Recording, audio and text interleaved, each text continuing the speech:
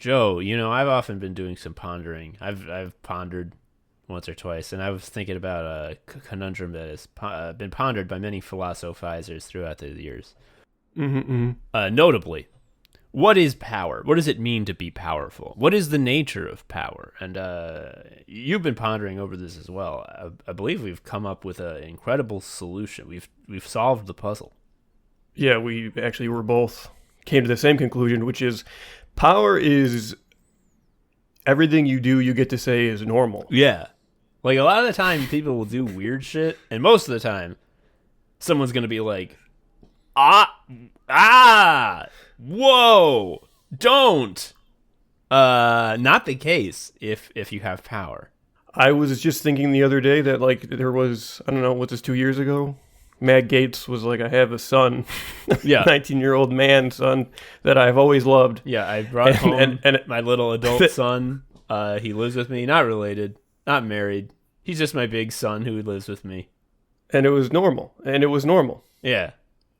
I don't know. I feel like most people did that. It'd be kind of weird. Like, if I was like, hey, Joe, would you like to come over tonight to hang out and watch a movie? And you said, I'm like, no, I can't. The issue is I got to help my son Frank move into his new studio apartment.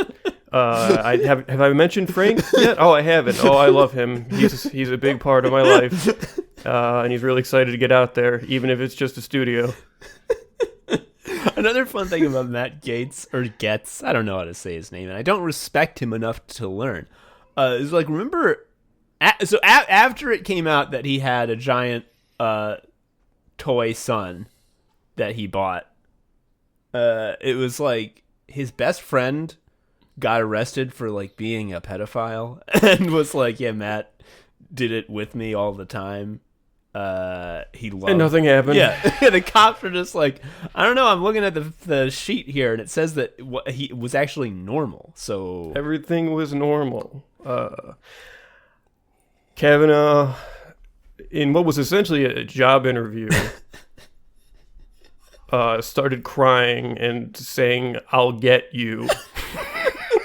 he yelled that he enjoyed beer. And yes, he did say that you will reap the whirlwind. That was normal. We have to treat him like a very serious. And now he's guy. One of the most powerful people ever. And if you say, I don't like him or the things he does, the Senate... No, you can't say that interview wasn't normal. Was what you can't say. Yeah. You're like, he seems angry and violent and evil. And it's like, no. Well, I see a guy that's crushing it. Yeah, so... No, he's normal. I was thinking about this, and I remembered, and you apparently had this like right off the dome. I had to be reminded of it. But Tom Cotton, who you may or may not know, is a senator from the state of hell. He is a demon. He eats a birthday cake every single day of his life. Yeah, the thing that is really special about it, though, is like I think he runs like 10 miles or something every day, and then that's his treat after the run, which is normal.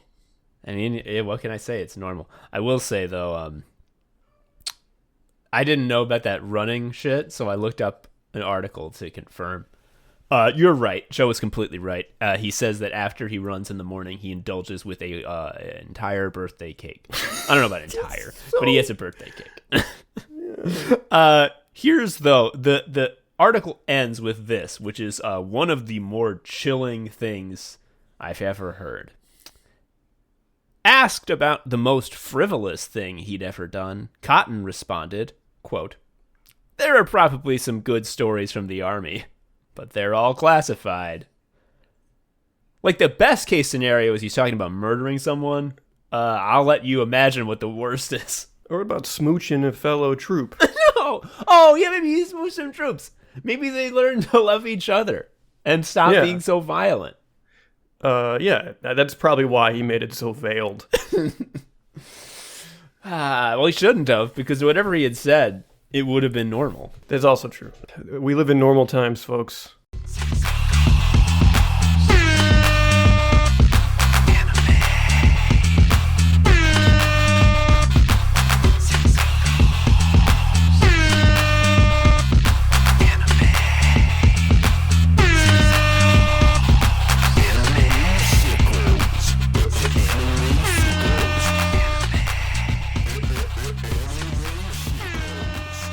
Hello, everybody. Welcome to Anime Sickos. It is the podcast for geniuses. It is the only podcast. We do look at the four pillars of modern misery: anime, gaming, posting, and shops. And I am Tom, an anime sicko. I am Joe, an anime sicko. I can feel it really that you're trying to change your normal cadence. I'm having fun. Sometimes I get stuck in a rut. I'm gonna be honest. I'm frightened. Please do it the old way. Okay, I will. I'll do it next time. Well, it's because I've been taking piano lessons, and you know what my teacher says is they say that you should change the rhythm of the scales when you do your scales, because if you just do it the same way every time, it becomes rote, and you're not actually thinking about what you're doing with your fingers. But you should do like long, short, long, short, long, short, long, short. That kind of thing. So that's kind of what I was trying. Anyway, we got a new patron before we get into the content of the episode. I actually thought we had two, but it was actually the second one was a $1 patron, so we technically don't say their names, but I'm gonna, because I was really excited to say this person's name because it's RL, and I thought it was RL Stein, and because we don't know, it might be. It is. Let's say it is. It is like RL Stein. Yeah. Our newest Patreon. Thank you. I love your books with the goopy letters. Yeah. Keep on killing it. Okay, but the real patron who gave us $5. This is Jordan K. Thank you, Jordan. Yeah. I was gonna say something like maybe this guy is Michael B. Jordan, but he's switching the order of his names, and then I realized that B and K are different, so it's probably just a different person.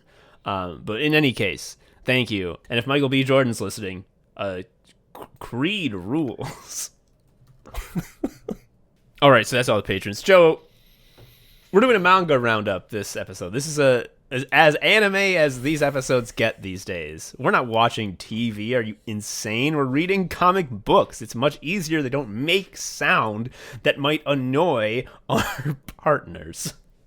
And honestly, I'm really guilty of speed reading because I could get in the zone and just really crank through something, which you can't do with an anime. You can't.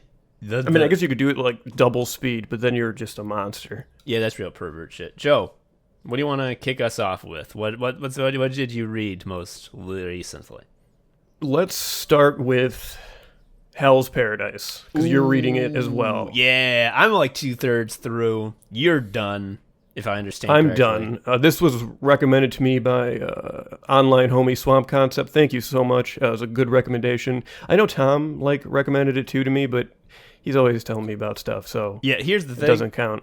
What actually happened is that Casey Tony, our friend and homie, who has been so kind to us, did incredible sound editing for us for our audio play, the Tragical History of Modesty City, and one of the most stunning scenes in the entire play.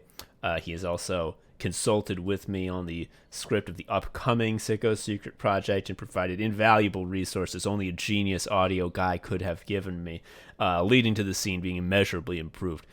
He actually, years ago, recommended both Summertime Rendering and Hell's Paradise to us. I read Summertime Rendering, and now I am reading Hell's Paradise. That makes me a bad friend. No, it means that you disrespect and hate him. That's what I'm getting. That's rough. That sucks. Oh, man.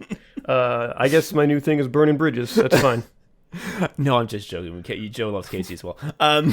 So it's about what if a wife guy had to fuck to learn Nen. It's about yeah.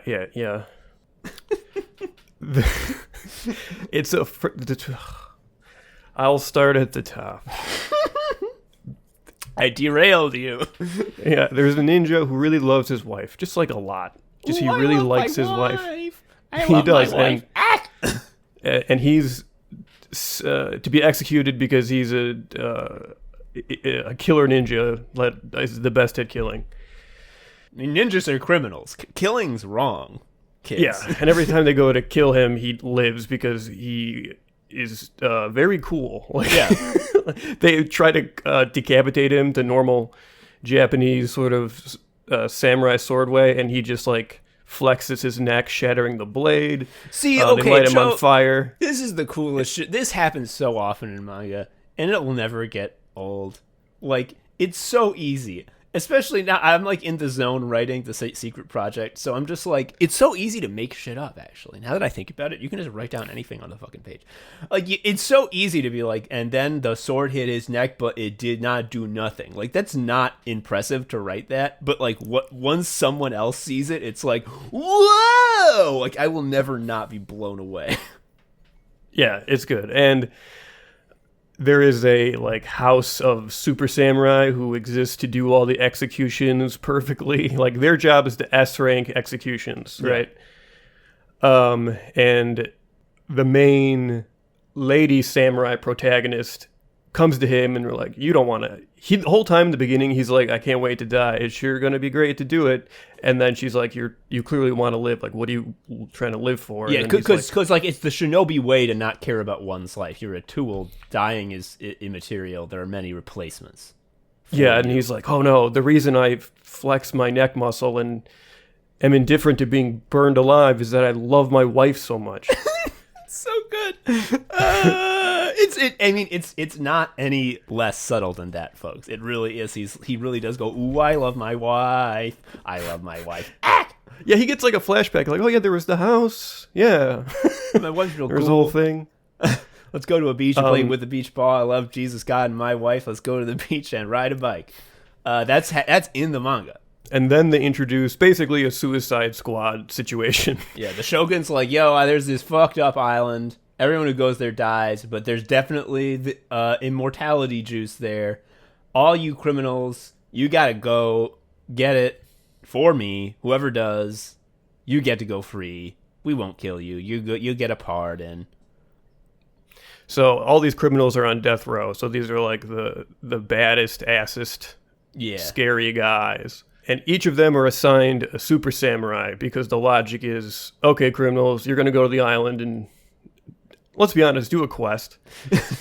And you still have to follow the rules. So if you step out of line, your assigned super samurai will execute you on the spot. So it's basically like the bomb collars, but the bomb collars are a person that have a backstory. Yeah, and also they all become friends immediately. If we can just... again, revisit the idea that like manga in general is just a way to generate like guys to look at. This is a beautiful system because every criminal now needs a guy. Yeah, 2 guys per guy. You can't have one guy. And also, we've talked a lot about like one of the crucial aspects of good writing. If you want to be a good writer and like understand the fundamentals and theory of fiction, have 2 guys stand next to each other all the time. Yeah, the trick is you make them say stuff. Yeah, and like to each other. If one guy says something, that's crazy. Why is he talking to himself? Shut up. If there's 2 guys standing next to each other, well then all bets are off. I'm ready to take anything as it comes. I will not disbelieve a single thing that happens here. I just gotta say right off the bat, this manga I'm not done with it, so I don't know. You can tell me if it sticks the landing later, but like, I just love it as a unit of art just from the jump without even reading it, because it's 140 chapters and it's done, which is so good. I really hope the short manga series is gonna have a renaissance, like Chainsaw Man being 97 chapters, maybe not, I don't know the exact number, under 100, and it's just like, yeah, and it's done. Fuck you. I wrote the best manga. Eat my shit, idiot. Like, having it be short and it's just like one fucking like this whole thing is a Hunter x Hunter arc.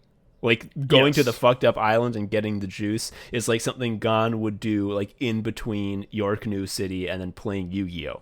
But like, this is just the whole thing. It's like, hey, you want to see a quest? I'm like, yeah, I want to see a quest. And it's like, okay, here, this is it. It's nothing else. And it's just like, hell yeah. Hell yes. I love this. It respects my time. Anytime when you're reading something that has like a bajillion chapters, and like the obvious answer is One Piece, but you just know when you're reading something that has a lot more left, that like it's spinning its wheels in some capacity. Like it is. It must be. Mm-hmm. I mean, One Piece is the big exception to the rule. I mean, like it definitely could be shorter if a really judicious editor was like, let's cut this down. There's stuff you could take out easy. However, like, it is Chopper. How dare you? Chopper, I love Chopper. No. But like it is designed. The story is designed around very long-term goals that like if they were to be wrapped up within 20 chapters, you would not believe that it had been earned. But like that's the exception to the rule, and even that it has some downsides too, which is just like none of the Straw Hats are gonna die. Like they're never gonna lose a fight so bad that they die. It just won't happen because, you know, there's like 300 chapters left, and like they need to be around. When there's 140 chapters in Hell's Paradise, motherfuckers can die and it's like stay dead like pretty regularly. Like someone who was like a main-ish character just die. And you don't feel like, oh no, how are they gonna get through the rest of the story without him? Because it's like, he's dead. It's over. Just whatever. Yeah, like there's 30 chapters left. It's easy. He's not on Snake Way. He's gone. Yeah, it's like, how are they gonna get through the rest of the story? Because the story's almost finished. Like that's why. It's really fucking cool. So sure, they get to this island. Is it normal? Is this normal? There's certainly nothing fucked up. So this is one of my favorite narrative choices. Which is Freak Island. And anything that involves like, hey, there's an island and it's a little different there, I'm all about it. It's so fucking good. And this island is filled with freaks. What do I mean by freaks? I mean like a 10-foot tall fish with muscular human arms and legs that's always praying. Yeah. Some Attack on Titan guys. Like a big, huge, goopy guy with like 10 Buddha faces, all in different spots, but none of them in the face spot. Like I also love that like when the smart characters like get a chance to like take stock of what they've seen, it's like, well, these monsters are a random hodgepodge of elements from like Buddhism, Taoism, and Shinto, all sort of slapped together with no rhyme or reason, almost as though they were sort of randomly generated without really much thought to them. You know what it is? It's Shin Megami Island. They go to Shin Megami Tensei Island. Yes. Oh my god. Yes. It's so cool. I mean, and it really, it's so funny because it's clearly the author was just like, I got some fucked up monsters in my fucking brain. I'm going to draw them.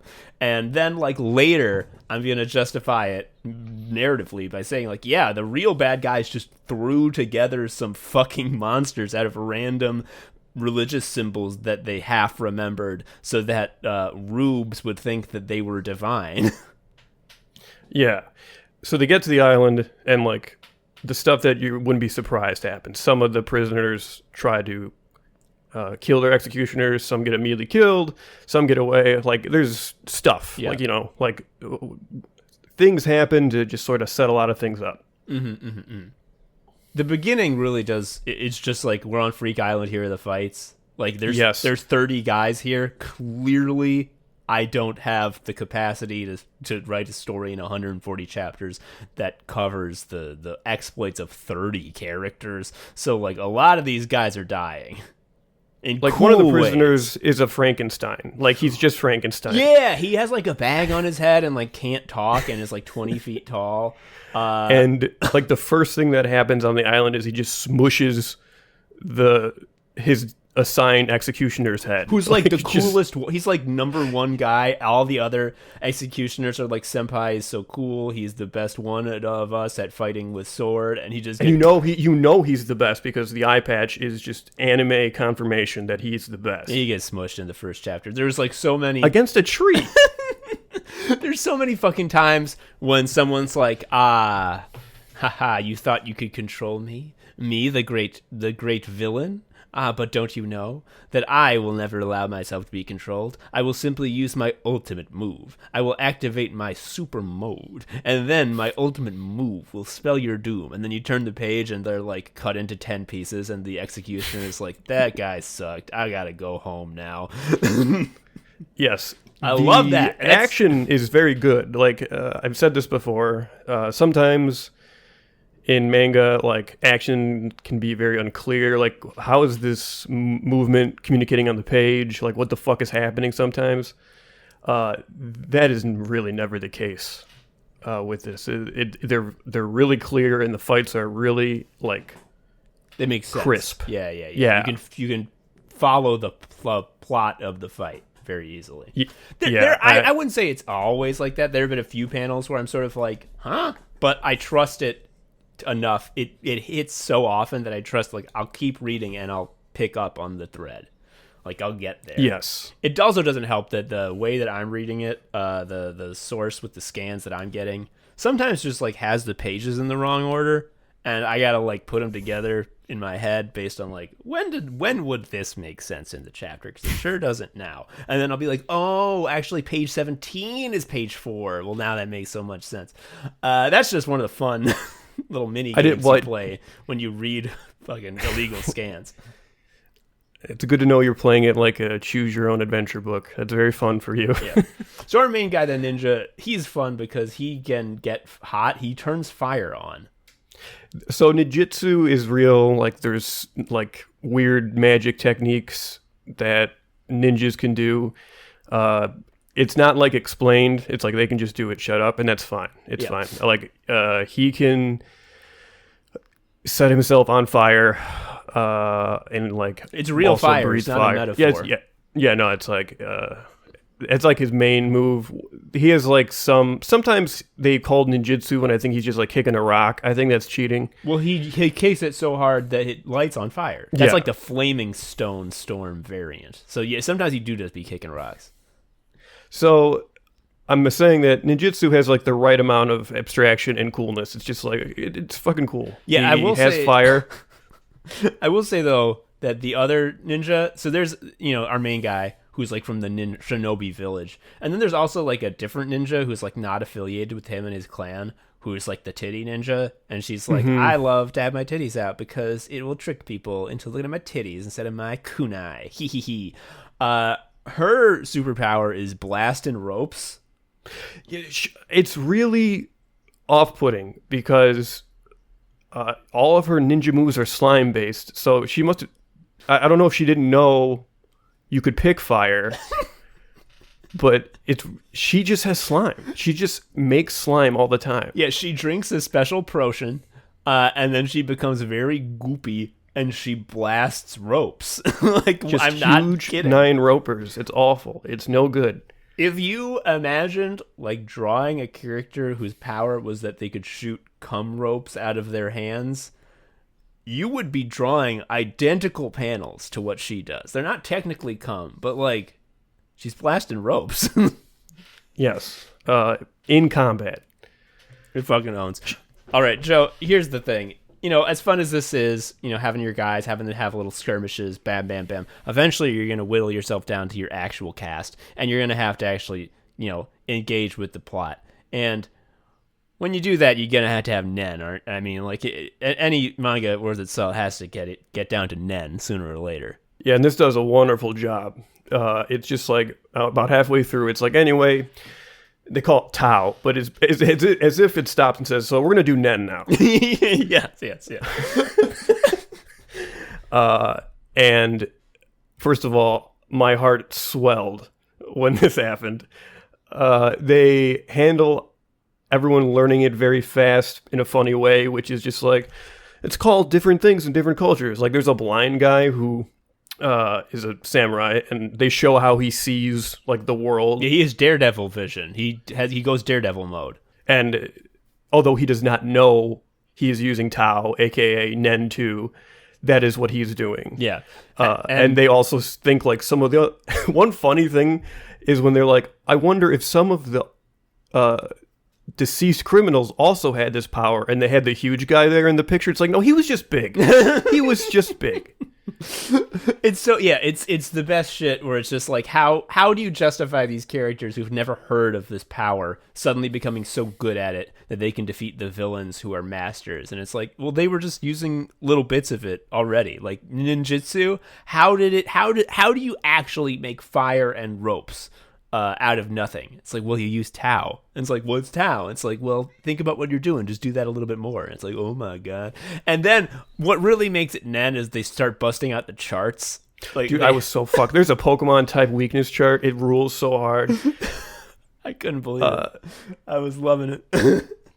Okay, why does this type chart matter? Are they going to battle Pokemon? No. Let's zoom out a bit. So the island of freaks is made up of like basically 3 concentric circles. You got The first 2 circles, who gives a shit? They're not important. They're just like you got fish guys, bug guys, whatever. lame guys, fodder Yes. guys. The real shit is in ring number 3, the center of the island, and we got our villains, and they're fucking weirdos. Yes, they're called it's Tensen, right? The Tensen? Lord Tensen. It's one being in 7 forms, or at least that's the party line. I haven't got to the end, but I feel like maybe that's not the case. Yeah, the sort of context for the Tensen is the person who started this island came to like study Tao so good that he became so enlightened that he then split into 7 entities that will all then practice Tao in different ways. Yeah, they all have the goal of discovering true immortality. That's what they're studying for. Yeah, and there's different ways you can like refine your Tao. There's like meditating. Yeah, there's like fighting, like perfecting your body. And there's also one where you fuck. Yeah, fucking. So, because this is so stupid. Because like the whole thing about Tao, the sort of justification of like what makes it different from Nen is like Tao is all about fucking yin and yang. It's like from religion, I guess. You have to embrace both strength and weakness. You have to embrace both extremes and find the middle path. And it's like, oh, dope, that's cool. And it's like another thing that you could call yin and yang or male and female. And a way to find the middle path is to be fucking. Fucking. So, yes, there are 2 of the Tensen that's like their job. And when that's kind of, it's like, I don't love it. I want to be clear.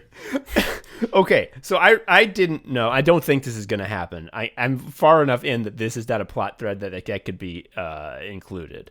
But I thought when it was becoming clear that like to strengthen your Tao, you gotta fuck. I thought there was going to be a problem where our main ninja wife guy refused to power up. He has like to he's fuck. like, no, I can't. Okay, no, that doesn't happen. That would be very good. You should do it. You should have wrote this. I wrote a tagline like the movie trailer voice guy would say. In a world where a ninja is a wife guy, Nen powers will only come if he does. Hell's paradise. Yes. I wish that, but it is when Joe says it's their job to fuck, like literally, like these Tensen beings have been around for like thousands of years, and think Pillar Men. Think Pillar Men. Yes. They've been around for thousands of years. They're like ancient beings. The fighting guy, the one who's like used the perfection of your body to discover the secret of immortality. He's been like learning forms and doing katas for centuries, for millennia. They're all like thousands of years old. They do their job all day. And 2 of them just live in a little cabana and be fucking all the time. Yes. So anyway, those are the bad guys. And the reason they're the bad guys is that they are luring people to the island because although they have lived a long time, they are not like truly immortal. The way they stay alive so unnaturally and for so long is they need like raw human Tao junk. Yeah, they need to lure them so they can harvest them. Yeah, they goopify people into juice and then they drink the juice and then that powers them up. So it's not like true mortality because they have to constantly be drinking more juice. And yeah, it's when you see the goopified people, it's real fucked up. The other thing about this series is that it was published somewhere you can show boobs.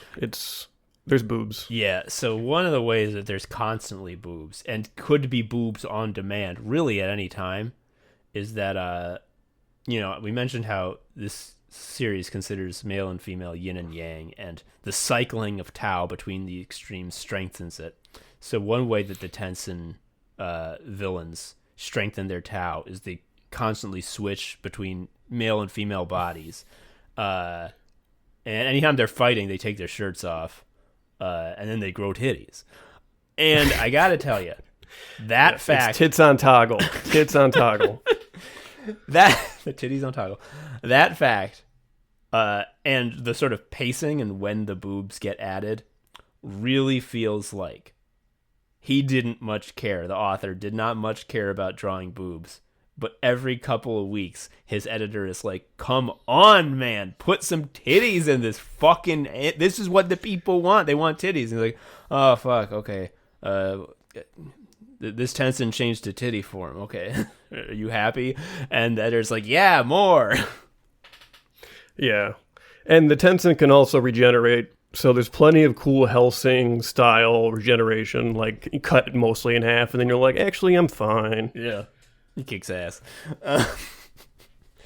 Although there is one really badass moment, I don't want to spoil it. You talked about it with me earlier, and I got to it in the manga, where two characters do a super unexpected surprise strike on two Tenzins, and like it looks like they really kicked their asses. But like they just cut their heads off, which like both those characters know by now that won't do shit. I mean, it looks badass in the panel, but like nothing. It does nothing for their situation. Yeah, the only way to actually kill Tenzin is you gotta hit them in their tummy with their opposing element.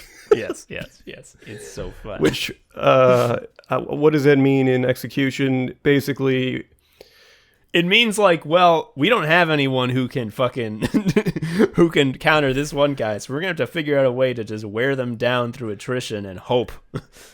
Yeah. The whole like weakness system I thought was going to be more cumbersome than it ended up being, luckily. Yeah. But yeah, it's pretty funny. The other thing, and you're not there yet, I just was really creeped out and like thought it was also funny at the same time because it's very macabre, is they send a second ship. The Shogun is like, wait a minute, if I send another ship, I could maybe get the elixir sooner. Mm-hmm. So he sends a similar squad, like of convicts and the super samurai people, and he also sends like 40 ninjas from Wife Guy's ninja clan. Yeah. And like the samurai executioners are like, I don't trust those ninjas. They probably have some secondary motive. They do, but it's really not as bad as all that. It's just they want to kill the fucking ninja guy. They want to kill our main guy for abandoning the village, which the samurais want to kill him anyway because they want to kill all the criminals. So like it's not a betrayal. They really make it out to be like these ninjas will betray us. Like, no, they won't. Yeah, and because they're all creepy and don't care about dying, like there are ninjas that are like, I can't wait to get killed by Gabumaru the Hollow. It's going to be so sweet. Like there's a pretty good fight sequence where he's like fighting a bunch of them, and every time he kills one, he explains what they did wrong. Oh fuck, that's so bad. I haven't gotten there. That's so badass. It's and they were like, thank you every time. It's very weird and funny. Oh fuck. That's so. This series really does so many of these manga tropes that are just like so. Ooh, I love them, and no fat, no filler, just like good shit all the way. Yeah, so that's about as much plot as you need to get the context. It's about Nen. Yeah, there's a freak island. There's 7 bad guys. Would you believe they split into groups and fight the bad guys? Do the bad guys all have an extra monster form that looks weird? Oh, you better believe it. They're all creepy plants. The one thing that happens on the island that is like cool and scary is that there's a bug that could sting you that you immediately plantify. There's one like huge Miyamoto Musashi type like student of the blade type guy who gets like bitten by a bug that turns his hand into flowers. He just cuts it off immediately and it's like, hell yeah. Now that I have only one hand, my legend as a great swordsman will grow because I will be the legendary one-armed swordsman. He has grind set. I love that guy. Yeah, and he's also one of the guys that like has trouble learning Tao/Nen, and the reason is like, you're just kind of a stubborn dick. It's hard for people who are stubborn dicks. Yeah. And then like his breakthrough is like, if I learn Tao, I'll be really good at being a swordsman. He just does it. It takes him a while to be like, wait a minute. This will help me with sword. These characters, like, I love the characters. They're all kind of... The characters are really good. They're all kind of goofy. I like them. I do like how, like, the executioners and the prisoners like all become friends instantly. It takes like 0 time. The main lady executioner like does a lot of hemming and hawing about how like I have a duty, I must kill him, and then like clearly no one else has any of as much thoughts as that. Everyone else is like, yeah, I love my new bud. And she's like, well, if everyone else is doing it. So Joe, without giving me any spoilers as to what happens, does it stick the landing? Like, am I gonna feel disappointed at the end, or am I gonna feel like I ate a big, tasty dinner, and I'm full? It sticks the landing. It does. It really does. I'm not going to say anything specific for spoiler reasons, but I was surprised. And I also say this with, like, I think it sticks the landing by any medium standards and not even just anime. I think it does an okay job just in terms of narrative in general. Like, manga has never ended right, basically, right? Mm-hmm. Very rare. Very rare that it will. Yeah, but no, You'll end up with fucking Naruto with a laptop. It's bullshit. Yes, this does it very well, and it also is only how many chapters? So it's not like it didn't waste all that time of yours before it fucked up, and it doesn't even fuck up. This is so good. I love this shit. It's called Hell's Paradise because like in the second chapter, it's like this island's heaven, but also it's hell. It's paradise. And hell. And they never mentioned that again. That's not a main theme at all. This is like heaven, but bad. It's like, what? All these Buddhas and Taoist symbols. Why, it's like heaven. But they're killing us? Why, it's like hell. And it's like, this doesn't seem like a very strong metaphor. And it's not. They abandon it. But that's the title. Go read it. Okay, Joe, can I tell you about something I read? Sure. All right. So, I mentioned in a, one of them newsletters long ago about the series Princess Jellyfish. It's either a josei or shoujo manga. I don't know what age group it's for. It's for girls, though. And it's super funny. I'm not going to get too much into it. It's long running. There's like, I have all the volumes. They're like 9 volumes, and they're all like the double or triple size. Like, it's a pretty long series, but it kicks ass. It sticks the landing. It's fun. It's funny. All the characters are likable. And the personality of the author really comes through. She's very, like, bubbly and manic. She has a lot of author's notes that are very charming. And she sort of displays the fact that she is not much different from her characters in this series. Princess Jellyfish, all the characters are, like weird nerds. Like otaku, but like not in a funny way. And like, oh, your life is harder now because you can't stop doing your weird nerd shit all the time. These are the social ramifications of your stuff. Yeah. It's not like, oh, senpai, I can't believe you found out I like Monster Hunter. Oh, you probably think less of it. And it's like, no, it's like you can't stop. You can't have a conversation without talking about the 3 kingdoms, and no one cares. Anywho, I'm not talking about Princess Jellyfish. I'm talking about Blank Canvas, which is the author's autobiographical like memoir manga about her career as an artist and like how she came to be who she is. And before I get into that, I do want to say that she was on an episode of Manben, which is Naoki Urasawa's Japanese TV show, where he talks to other manga artists and like sets up cameras in their studio for like a day, and they sort of review the footage, and the author talks about their process, and Urasawa talks about like, oh, that's cool. I didn't know that was a thing you could do. They compare processes. He asks why they do certain things, etc., etc. It's really interesting. There's a few subtitled episodes on YouTube, including one with Akiko Higashimura, the author I'm talking about now. And the thing about her that's so fucking funny is that she has like 10, that's probably too much, but she has like an absurd number of ongoing series at the same time. And she talks about in Blank Canvas, like nowadays I can produce like 150 pages of manga in a month, and it's easy for me.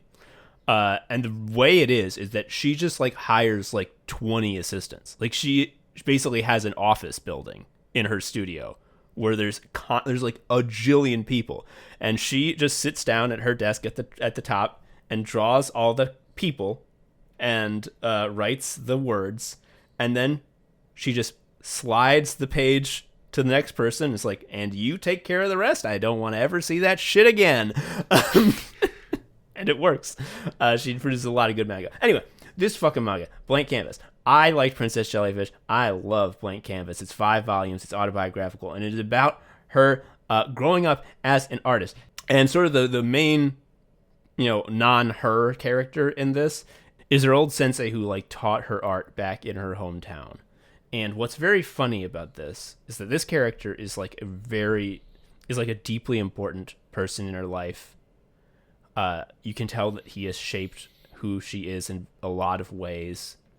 She eventually fails him over and over again due to her own selfishness in ways that to this day she regrets deeply. And it hurts both us and her to see her make these decisions that fail him again and again. And we can see how he is such a special person and so unique and so much one of the special people, like one of the people who makes life worth living to know. And one of the things that I really like is that the manga doesn't really like it does not portray his teaching style as like ideal. Like he doesn't seem like a very good art teacher. that is the best fucking part. He sucks? Tell me more.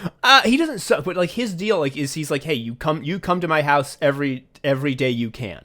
And when they come to the house, he lets them sit down and he points to like in his house he has like a bunch of like busts and like shells and stuff, like still life stuff. And he'll just like point to it and be like, paint that. And they'll be like, how? It's like, look at it and paint what you see. And they're like, okay. I can do that. I can tell people to do that. Yeah, and when they do it wrong, he hits them with a big bamboo sword and says, you've done this wrong. That's the wrong one. Do it different. Do it better. I wouldn't do that part. Yeah, no, that you wouldn't. And when you're done with the painting and he looks at it, he's like, this is not good enough. Paint that same thing again. And if you fuck up, he'll hit you with the bamboo sword. And he will make you do this until you paint it correctly. And then he's like, all right, now paint this next thing.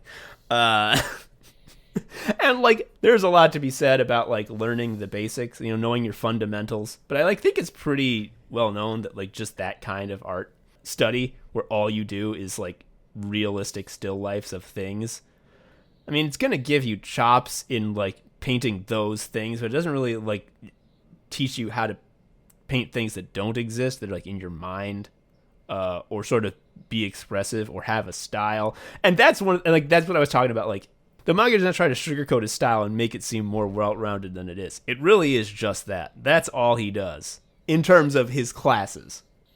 That's very interesting. Yes. Here's the thing. Here's what makes him so good, though, is that like, and this is sort of a theme of the whole manga, is that he is in many ways like a manifestation of radical honesty. He is someone who is completely what he claims to be and nothing else. He, this is another one of the things that is infuriating about the author, is that like, and she knows this, like she is so ruthless as like an adult person in like just absolutely slamming the behavior of her idiot younger self. Like she never asks anything about Sensei. She never like asks him like, why do you do this? Like, what is your life like? Like, what made you start this? She never asks him ever. And she will never know. But like it eventually becomes clear, like he's not rich, he's very poor, he lives in a crappy house, and he does not charge hardly anything. And also like he's demanding everyone come in as often as possible and paint all day, but like, well, that also means this is all he does all the time too. Like, why is he doing this? And like he keeps saying like, I'm doing all this so that you can get into art school. I'm doing this because I want to set you up to be a successful artist and have a future. I want you to succeed. And like as I said, he's not a great actual teacher. So a lot of the times his students will fucking fail and they not get into art school. He'd be like, well, next year you'll try again. Anyway, paint this bust. But like his entire life is given to these students. Like everything he does is for them. He will always serve tea every day. And like eventually she learns after years of not asking, like, oh, like this wasn't tea you bought from the store. Like this is your, like you made this tea. It's like, yeah, I make it every day. I always make all my tea. And it's like, I also made all of these mugs that you're using and I made the teapot. And she's like, what? He's like, yeah, make everything.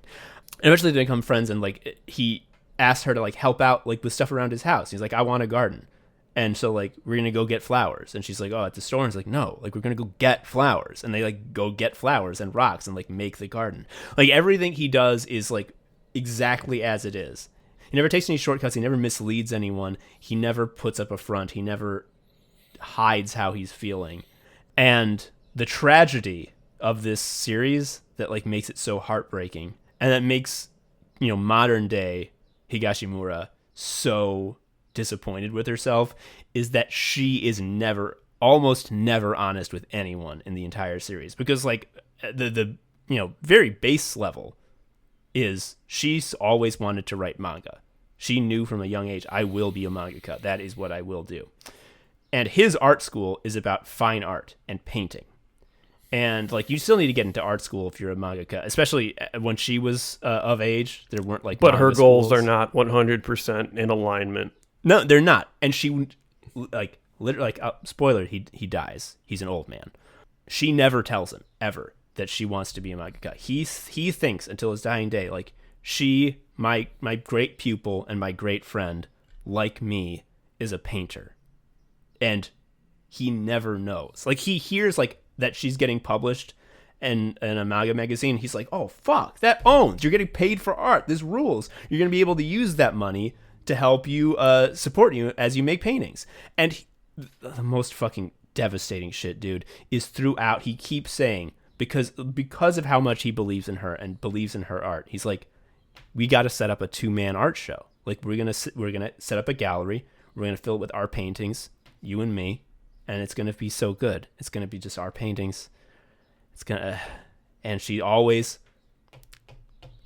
wants to say, no, sensei, I don't want to do that. I want to focus on manga. But what she always says is, yes, we will. And then when the time comes, she's like, I'm not able to. And man, it happens so often. She will come back after ignoring him for years, after ignoring what he's had to say, forgetting the lessons that he's taught her. And she'll come back and he will, without missing a beat, he'll be like, I'm so glad I could see you again. How's your art? Let's do our 2-man art show. Holy shit, it's so good, dude. Ouch, man. That, like, it was feelings. It's devastating. Like, it made me weep, dude. Like I haven't felt like this reading manga since I read about One Piece about the boat that made me cry. Now people make me cry? What's wrong with me? Oh, like there's one, oh my god. One of more infuriating, I mean, everything she does, all the decisions she makes in this series will make you furious, and they make her furious as well.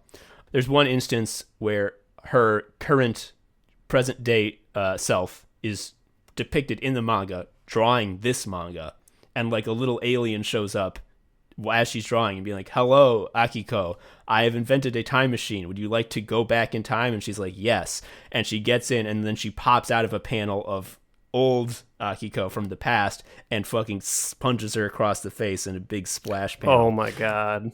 That kind of shit all the time. Well, one of the more infuriating things is that when she finally does get into art school, for the entire 4 years that she's in there, and she has been painting Mondo paintings constantly, every single day when she's in Sensei's class. Prior to getting to art school, she's painted hundreds of paintings.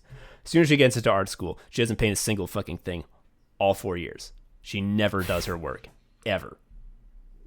Just completely lets all of her skills go. This feels like a big confession as a piece of art. It does. I mean, I think it's why that's why I focused on that theme of radical honesty, because I think that's what she's trying to get at through all of this. Because, like, again, it's not as though he was a genius art teacher who, like, knew how to unlock your talent.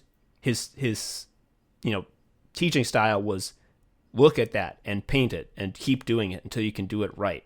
What was special about him was that he was so in tune with who he was and what he wanted out of the world, and she was so not. She was not able to just be like, I want to write manga, I want to draw manga, that is what I'm going to do. Instead, she always tried to put up the front of like, no, I'm like a artist, I'm a painter. And so when she went to school for painting, she's like, I don't care about this. Like, I only paint in fucking class because sensei will hit me with a sword if I don't. So I'm not going to do it. I gotta say, one of the most devastating things is like the ending. isn't satisfying at all. Like it does, like narratively, it doesn't follow. It's just sort of a fizzle, and that's the most devastating thing of all. She's like, I would have loved to have had that last conversation where like we finally understood each other. I would have loved to have been there when it mattered, but I wasn't.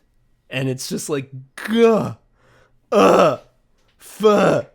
It's so good. What a good manga. That sounds heavy. There is very little mention of tournaments. Okay. How about this, Joe? Something I didn't get across, something I didn't describe that does come across very strongly if you actually read them, even with the heavy subject matter, is that Akiko Higashimura is fucking hilarious. She is so like Princess Jellyfish is so funny. Like that's not a heavy manga. That is like a silly comedy, and it is some goofers. Hysterical. And Blank Canvas even being this like moody retrospective on like the dark times of her life and the bad decisions she's made and the people she's failed who did so much for her while asking so little in return. It's fucking funny, dude. That time machine gag, it's hilarious. Yeah. Ain't no tournaments though. So Kengan Omega is stopping its tailspin, in my opinion. I have been keeping current with it, even though I really felt like it was getting away from him. Like, yeah, I gave up reading that because I just didn't give a shit about, like, it seems as though the whole rest of it was going to be like, here's the next tournament match. It's going to be two guys you've never heard of. Also, maybe one of them is going to be the Worm. I don't give a shit about the Worm. Also, the main characters are not important anymore. Also, the main character from last time, from Kengan Ashura, who had a really tragic and meaningful death that really hit. Turns out he's fine. Yeah, he's alive. He's the main character now. He's back with a new heart. Like, when that happened, that really was the breaking point for me, because I'm like, well, now I really don't care about the new protagonists, because Oma is cooler than them, and he's here. So, Tom's talking about the main character they don't care about anymore. There's a blonde kid named Koga who, like, his sort of job in the beginning of the narrative is to be, like, powerful on a small scale. Like, he's kicking everyone's ass at karate, and then to show the gap between him, a talented fighter, and like the Kengan people, right? Like, this is how good they are. What can you learn from them?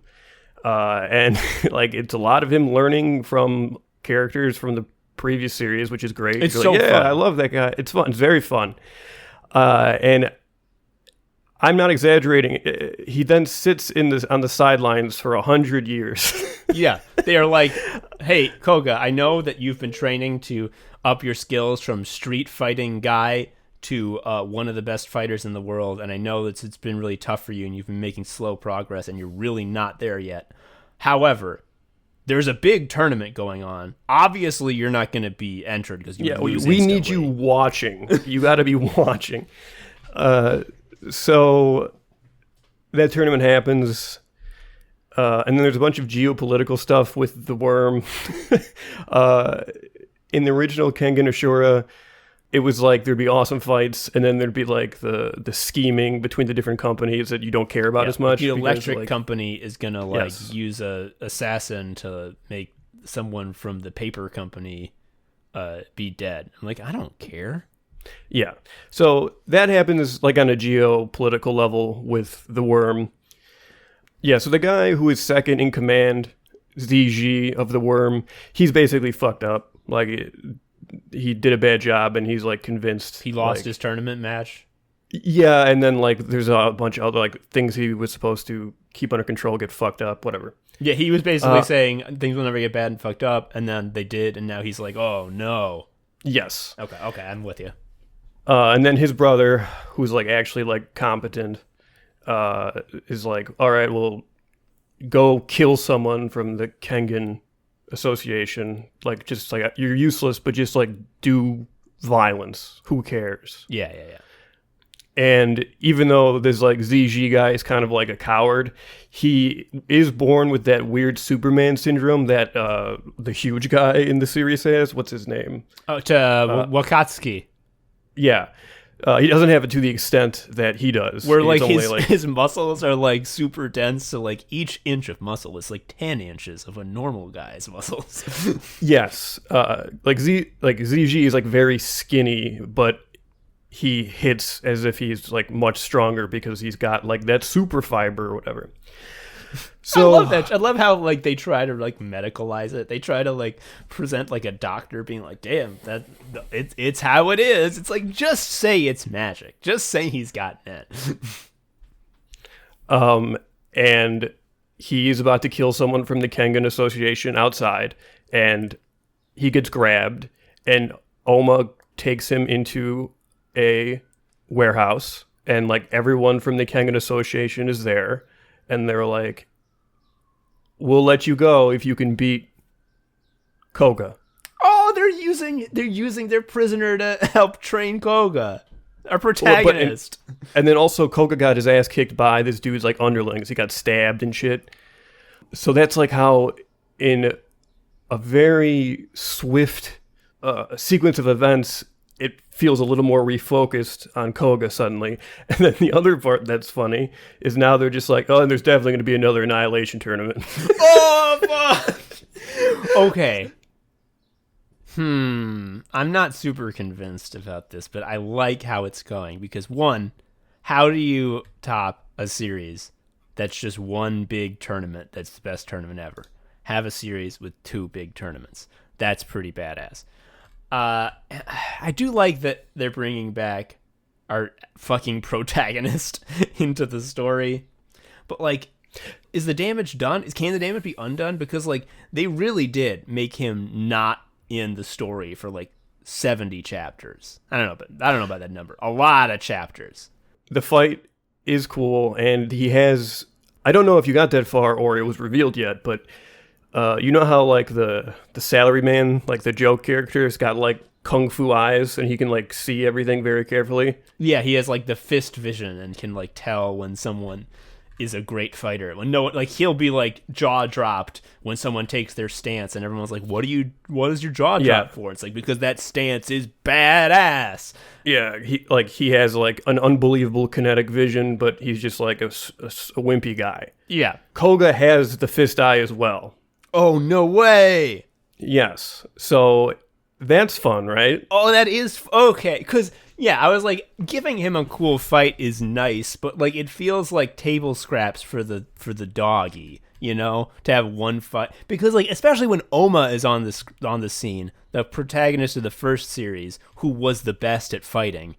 Like, I don't care about any other motherfuckers. Like, you know, given our old protagonist a fight, oh, how nice. But, like, what does that mean going forward? What is this? Like, he's still not going to be as strong as everyone else. It's still going to be ages before he can surpass all of them. And by the time that happens, it'll be like 1,000 chapters from now. I don't want to fucking read that. But if he's got that fist eye, which is the stupidest term, then he can really make some leaps and bounds. Did he just get the eye, or did he always have it and I forgot? I don't remember how early it was introduced, but part of it, I think what happens is during his training, someone recognizes like that he has it, and then they like develop it more. I don't think it's something like, oh, I have the fist eye now. Fuck. Okay. Oh, here's another thing about Kengan Omega that I really didn't like at the beginning, and I like even less now that the main character is back. Which is that there's like an identical clone of the main character who hangs around. Is he still around? The Oma clone? Like the guy who looks exactly like him? Yeah, who's like from Meteor City as well. Yeah. He's from the dump. He's around, and not only that, but he teams up with your most hated character, the Punisher cop. Oh no, I hate the cop. Wouldn't the cop want to kill him for being an assassin? The cop's all about, I will kill and eat and destroy anyone who breaks a traffic law or worse. So like, I think the connection there, I remember correctly, is that he sees that same intent in him, and like together they will purge. That's stupid. I don't like that guy. Especially because like, wasn't it in like his second fight his opponent was like, I have seen that your fighting style is an assassin's fighting style, which is based on the feigning of cowardice to catch your enemy unaware, which only works if your enemy is unaware. But I have clocked it, and I'm now aware, and he fucking rinses him easily. So, like, not only is this just a fucking rehash of Oma, but also his fighting style got hard countered. And then also the real Oma showed up. So I don't give a fuck about this guy. I do like they gave him glasses, so you knew he wasn't Oma when he's walking around. The glasses are cute. He looks funny. Yeah. Fuck. Maybe I'll pick that up again. The fights. Yeah, I just fair warning. There's like going to be a lot of geopolitical stuff. You're going to definitely see a map. Oh, jeez. The only map I want to see is the map of the muscle groups showing me what gets numb when you hit certain pressure points. Or like he was born with twice as many fibers here. Just weird shit. Yeah. Fuck. So there's not a lot of time left in our manga roundup, so I'm not going to go too into this series. But I want to talk about, before we leave, I want to talk about Witches by Daisuke Igarashi. This is a book that I knew zero about. I was at the bookstore, and I picked this book up, and I looked at the cover, and I'm like, I know my wife's going to love this shit. So I'm like, I'm going to buy it. Dude, it owns. It's so, like, okay. Here's the deal. Here's what it is. This guy, Daisuke Igarashi, he's like the mangaka's mangaka. Like, he's like a guy who'll never sell anything, because all the shit, he just never puts a tournament in. He never puts in an Island of Freaks. It's all, like, art. Like, it's arty stuff for, like, smart people. So the fact that this is printed in English is astonishing. Like, I didn't know. This book came out this year, 2022. This series was written in 2004. This is the first time it's ever been in English. Because it's not, your crowd pleaser. And you look at it and you read it. It's incredible. Like, I want to get that out of the way as soon as I can. Like, this book is fantastic. But also, I'm trying to imagine what Japanese, like, teens magazine is printing chapters of this.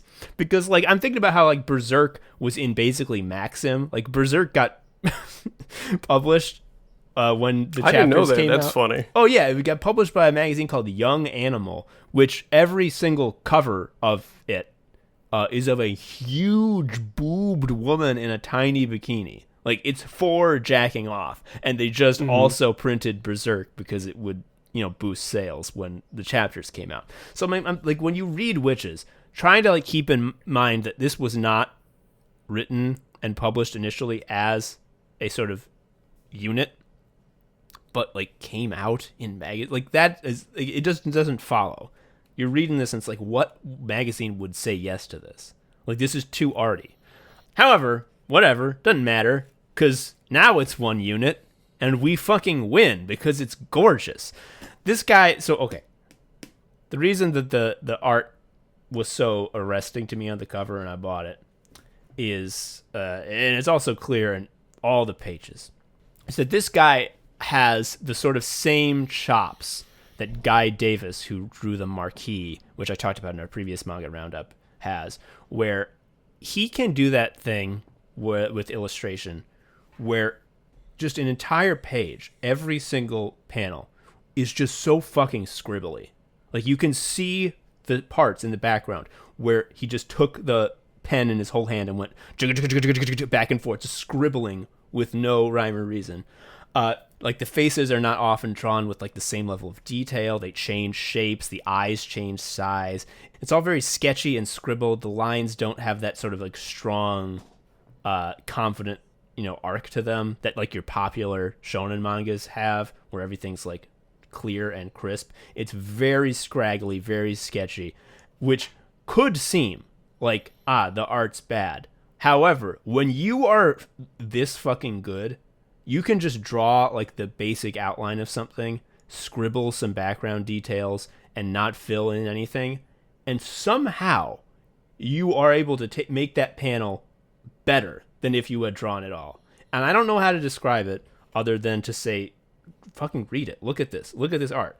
Like, there are pages where If you were a stupid person, you could be like, this guy's being lazy, he doesn't know how to draw. But as you like read and experience it, and you look at this art page after page and sort of understand what it's doing to you, and so you only are able to make scribbles this effective like if you have Nen. Yeah, if you have fucking Nen, dude. That's another thing about Nen that's so good, and the reason every manga has to have Nen, and why Hell's Paradise did Nen so good.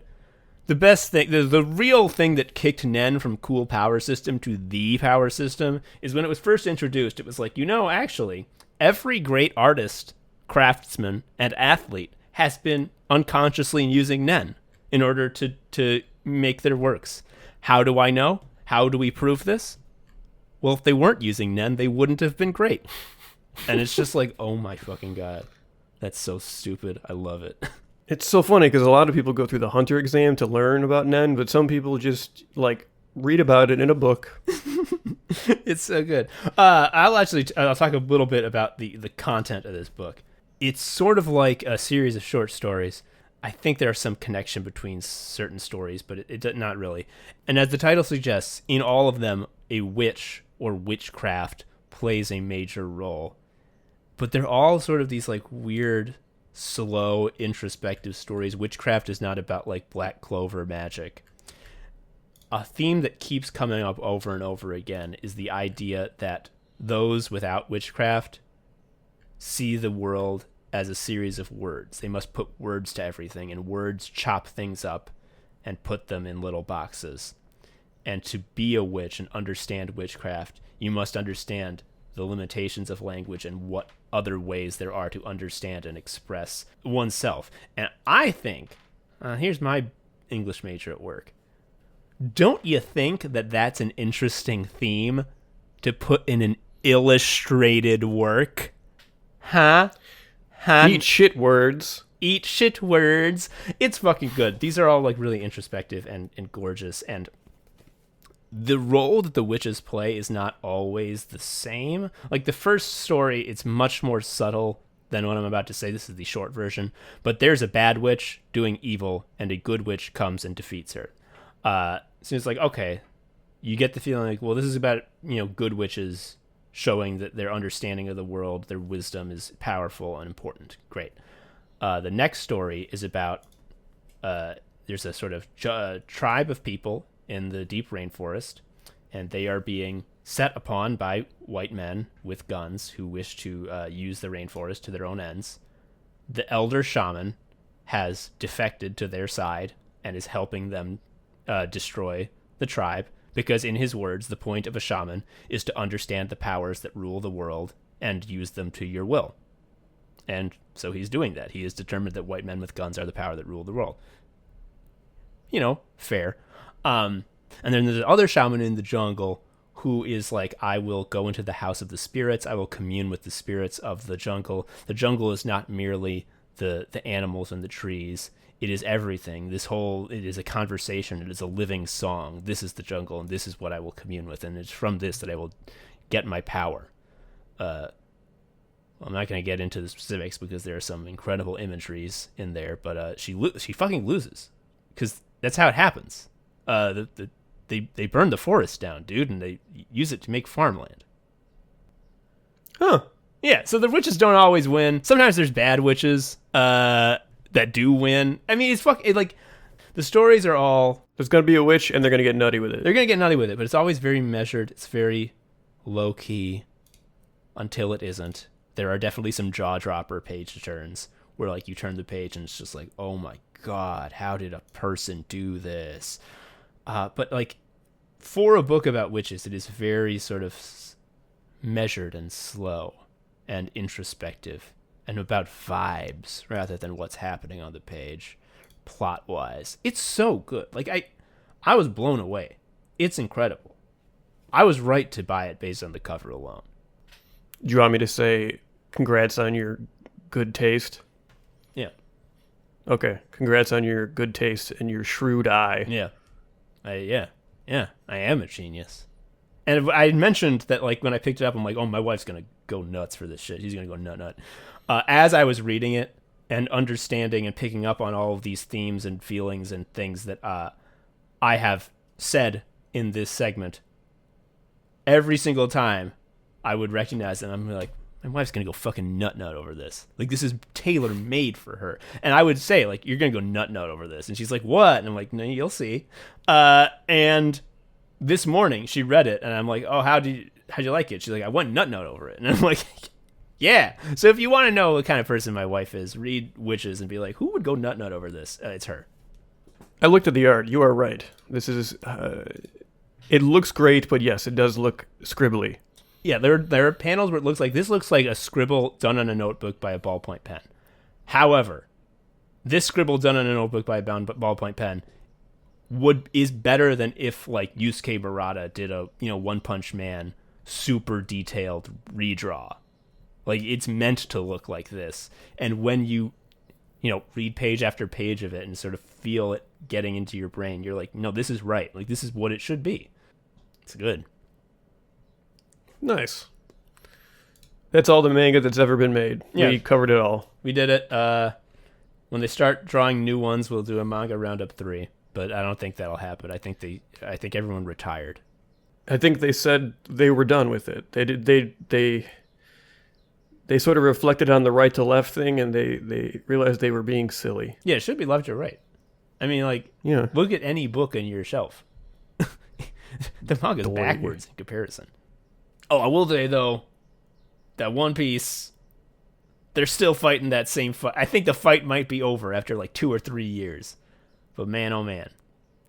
I gotta say, as good as that series is, and as much as this fight warrants the amount of chapters that it's gotten, the actual experience of reading the chapters as they come out week to week. And when I say week to week, that's not true, because Oda takes a week off every 2 weeks for his health, which he should. But man, oh man, it means that like there's a chapter where Luffy punches Kaido, and Kaido's like, good punch, but not enough. And then Kaido hits him with a counterattack, and you're like, damn, cool. Next chapter, Luffy's like, huff, huff, your counterattack really got me, but it gave me an idea for another punch. And Kaido's like, haha, good punch, but not enough. And he hits him with a counterattack. Good chapter, next chapter. Oh, man, this sounds really good. Now, I'm going to read One Piece now. I mean, if you read them without having 2 weeks in between the punches, I'm sure it would whip ass. And when I say, like, Luffy does a special punch and Kaido does a counterattack, imagine both of those were the most badass 2-page splash panel you've ever seen in your fucking life. One Piece. Yeah, that's the one manga that's going to still keep going. All right, we actually talked about anime and manga and shit. It's over. Yeah. It's done. No more. Hell yeah. Joe, you know what part of being in the writing process, writing our secret project, and like getting in that again is one of the things I do. I talked about this last time, to like get into the writer's mindset and like really create something good. As I gotta know what jokes I like. I have to have that list in my head. And one thing that I'm never gonna get sick of is if someone says something real crazy that doesn't make sense, replying with, "I'm always saying this." That shit's so good. I was listening to the East. I was listening to fucking East music, Falcom music in the car today, and I looked at my fucking like little screen, and it said that the song was titled "Tie a Link to Arcus," where Arcus was in all caps. And I said in the car, "Well, I'm always saying this," and I fucking cackled to myself for like a full minute.